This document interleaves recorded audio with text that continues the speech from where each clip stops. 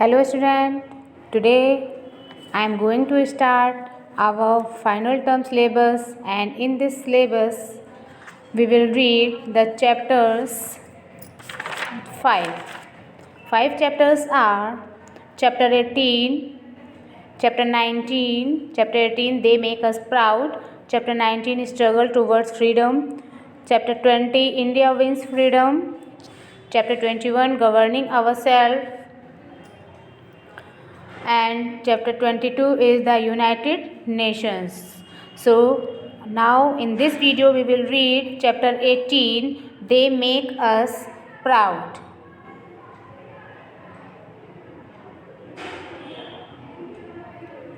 This is our social study class of 5th students. They make us proud.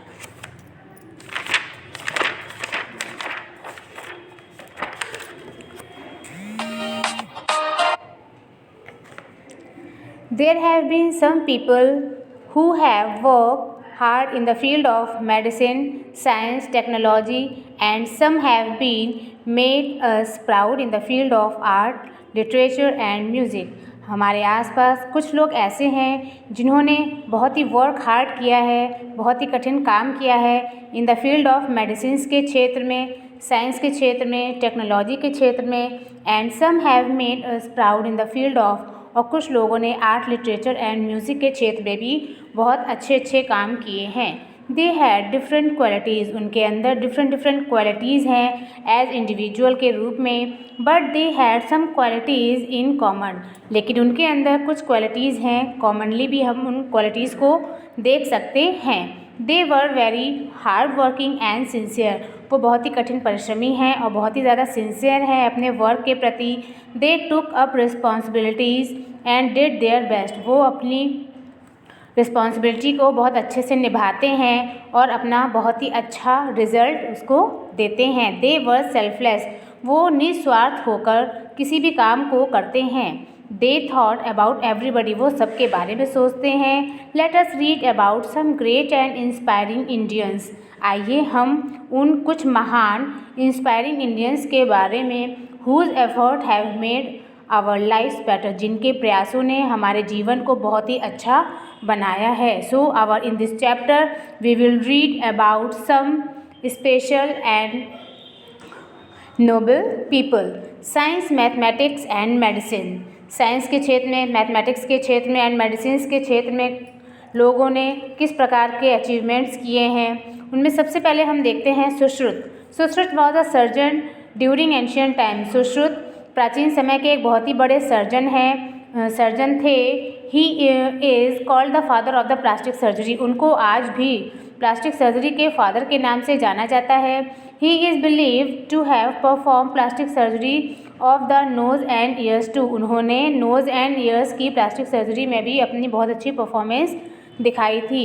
He could remove cataract by operating upon the eyes, उन्होंने cataract को operate करके आँखों की capacity को बढ़ाया था of his patients के अंदर. इवन उन दोज डेज, उस समय में he had a lot of knowledge, उनके पास में ज्ञान का अपार भंडार था. अबाउट मेडिसिन के बारे में, मेडिसिनल प्लांट्स के बारे में, यूज्ड फॉर ट्रीटिंग, उन मेडिसिनल प्लांट्स के बारे में जिनको ट्रीट किया जाता है डिसीजेस को रिमूव करने के लिए. Sushruta Samhita is a book written by him, Sushruta Samhita एक बुक थी जो कि उनके द्वारा लिखी गई थी. चरक जो थे ये भी एक बहुत ही बड़े फिजिशियन थे.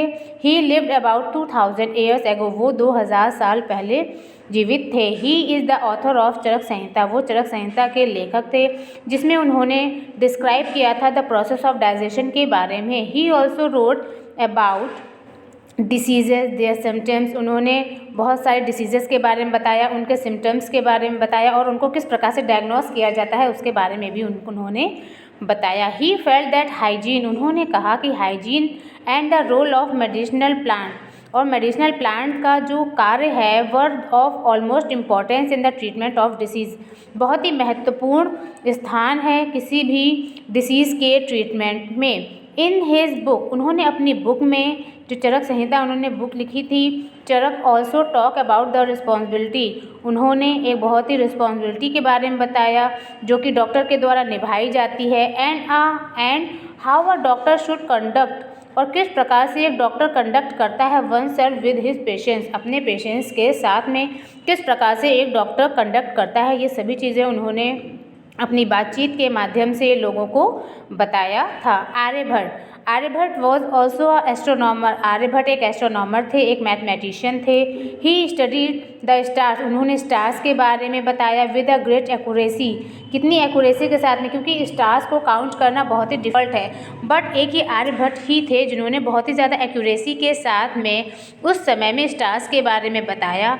Aryabhata introduce the place, Aryabhatta ने उस प्लेस को इंट्रोड्यूस किया जिसको हम वैल्यू सिस्टम के रूप से जानते हैं। वैल्यू सिस्टम में जो प्लेस की इंपॉर्टेंस है उसको आर्यभट्ट ने बहुत अच्छे से इंट्रोड्यूस किया। According to the French mathematician Georges Ifrah, the knowledge of zero was also clear in the place value system of, Aryabhata ने ही उसको उस कॉन्सेप्ट को क्लियर किया था। His book Aryabhatiya is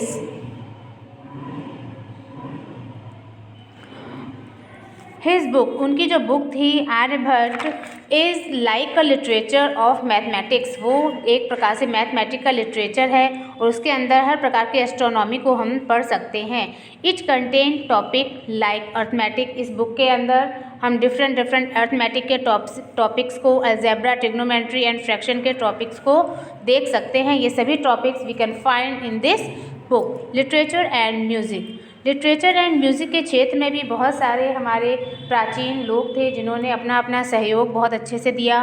Kalidas, उसमें सबसे पहले हम देखते हैं कालिदास, जिनको महाकवि कालिदास के रूप में जाना जाता है, जो कि एक संस्कृत पोइट एंड ड्रामेटिस्ट थे ड्यूरिंग द पीरियड ऑफ गुप्त डायनेस्टी, गुप्त के साम्राज्य के समय में वो बहुत ही अच्छे एक संस्कृत के कवि थे एंड बहुत ही अच्छे ड्रामेटिस्ट थे, उन्होंने बहुत अच्छे ड्रामे लिखे थे। He was the court poet of Chandragupta second, वो चंद्रगुप्त सेकंड के दरबारी कवि के नाम से जाने जाते थे।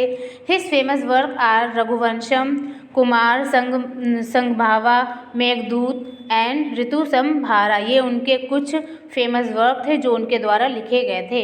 However he is famous in India, वो इंडिया में बहुत ज़्यादा फेमस हुए। इंडिया के साथ साथ वो अब्रॉड में भी, विदेशों में भी उनको उनके कार्य के द्वारा बहुत ही ज़्यादा प्रशंसा मिली। प्ले हिज अभिज्ञान शकुंतलम के माध्यम से उनको बहुत ही पॉपुलर किया गया। Which has been translated into many Indian, जिसको बहुत सारे इंडियंस ने, क्योंकि ये बुक जो है संस्कृत में लिखी गई है, इसको इंडियन बुक लैंग्वेज के अलावा फॉरेन लैंग्वेज में भी ट्रांसलेट किया गया। तानसेन जो थे एक सिंगर थे, म्यूजिशियन थे ड्यूरिंग द मेडिवल पीरियड, मध्यकालीन समय के एक बहुत ही अच्छे सिंगर और म्यूजिशियन थे। Akbar the great had 9 gem, Akbar जो हमारे बहुत ही एक नामी ग्रामी राजा हुआ करते थे, उनके दरबार में 9 जेम्स थे, उनको नवरत्न के नाम से जाना जाता था। उन नवरत्नों में तानसेन का भी नाम लिया जाता है। दीज जेम्स, ये जो उनके रत्न थे, वर द पीपल, ये वो लोग हुआ करते थे who has distinguished themself in different field, जिन्होंने अपने अपने आप को अलग अलग क्षेत्र में प्रचलित कर रखा था। Tansen was one of the gem whose music and melodious voice adorned Akbar's court, Tansen एक वो रत्न थे जिन्होंने अपने म्यूज़िक और मेलोडियस मधुर आवाज़ से अकबर के दरबार को आनंदित कर रखा था। तानसेन का जो म्यूज़िक था was a mixture of Indian and Persian style, Tansen के म्यूज़िक में हम इंडियन एंड पर्शियन स्टाइल को देख सकते हैं।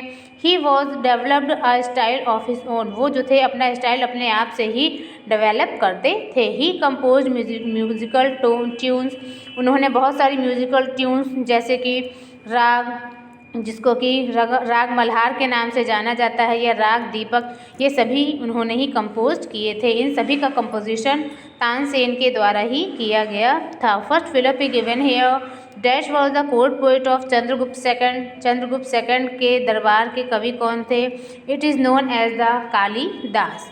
मुंशी प्रेमचंद जो थे एक बहुत ही बड़े ग्रेट राइटर थे and is regarded as the Shakespeare of our country, और हमारे देश का इनको शेक्सपियर के नाम से जाना जाता था। His actual name was Ganpat Rai, उनका जो वास्तविक नाम था गणपत राय था। Premchand was his pen name, Premchandra उनका पेन नेम था, जिसको हम निक नेम के नाम से भी जानते हैं। Munshi Premchand road both in Hindi and Urdu. Munshi Premchand Hindi and Urdu दोनों में अपने लेख लिखे।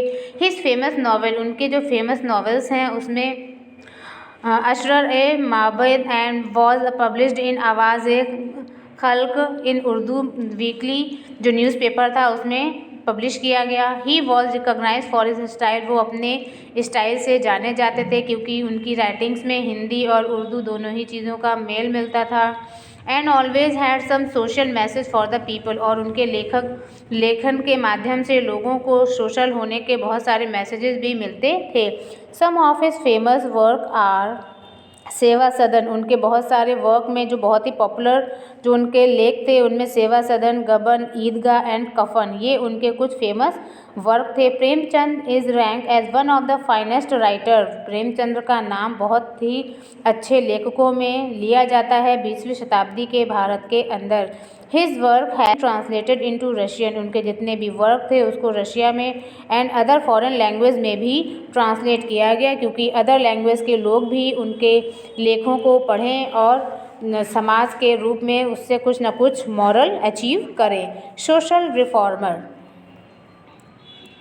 अगर हम सोशल रिफॉर्मर के रूप में बात करते हैं तो उसमें सबसे नंबर 1 पर सर सैयद अहमद खां का नाम आता है। ठीक है, ये कौन थे? ये हमारे समाज सुधारक थे। उन्होंने हमारे समाज में उस समय पर होने वाली बहुत सी बुराइयों को दूर किया। Sir Syed Ahmad Khan was a social reformer. He work to improve the Indian society, क्योंकि उस समय रूढ़िवादिता के चलते हमारे देश में, हमारे समाज में बहुत सारी बुराइयां व्याप्त थी। सर सैयद अहमद खान ने उन बुराइयों को बहुत अच्छे से क्या किया, लोगों के मस्तिष्क से रिमूव करने की कोशिश की ड्यूरिंग द ब्रिटिश पीरियड में, और ये सभी बुराइयां ब्रिटिश काल में चलती चली आ रही थी। He felt that the serious problem with Indians was that, उन्होंने ये सोचा कि इंडियंस के साथ में जो बहुत ही गंभीर समस्या है वो ये है, दे वर नॉट एजुकेटेड, कि वो पढ़े लिखे नहीं हैं। He wanted to improve the lifes of the women and the poor too, वो जो थे उन वुमेंस की और उन गरीब लोगों की कंडीशन को इम्प्रूव करना चाहते थे।